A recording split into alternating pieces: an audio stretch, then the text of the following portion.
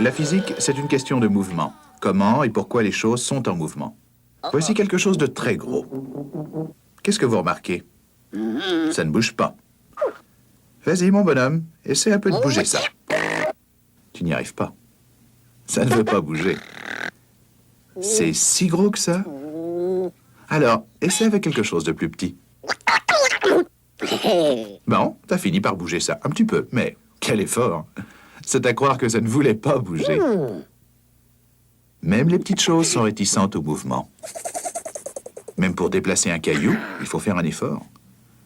Ça, c'est la règle numéro 1 en physique. Les choses aiment rester là où elles sont.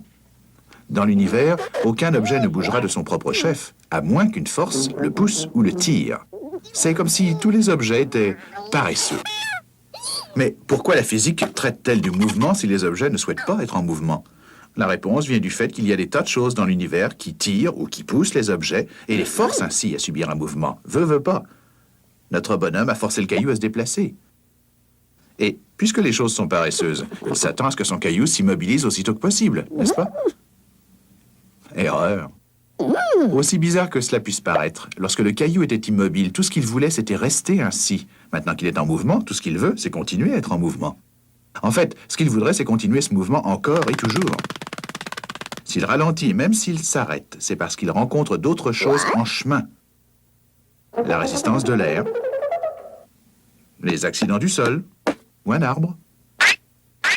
Mais s'il n'y avait pas d'air ou de sol accidenté ou d'arbre, si vous étiez dans l'espace, par exemple, quand vous donnez un coup de pied dans le caillou, vous le verriez vraiment partir dans un mouvement perpétuel. Il ne s'arrêterait jamais. Alors, est-ce qu'on a le droit de traiter les objets de paresseux? Si le caillou bouge, c'est pas de la paresse, ça. Si, c'est de la paresse. L'effort est le même pour arrêter le mouvement que pour le démarrer. Quand vous faites du patin à glace, vous sentez ça très bien? Vous savez, quand votre mouvement ne rencontre aucune résistance et que ça semble plus facile de glisser plutôt que de s'arrêter, eh bien, c'est la même chose pour le caillou. S'il ne rencontre rien sur son chemin, disons, si rien ne vient l'aider à s'arrêter, il faudra qu'il fasse l'effort de s'arrêter lui-même. Et il est beaucoup trop paresseux pour ça. Ce qui nous amène à modifier notre règle de physique numéro 1, soit les choses aiment rester là où elles sont, pour les choses aiment à continuer ce qu'elles sont déjà en train de faire. Si une chose est immobile, elle veut le rester.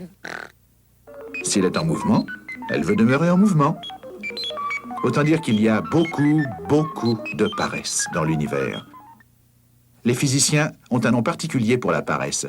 Ça vient du latin inertie.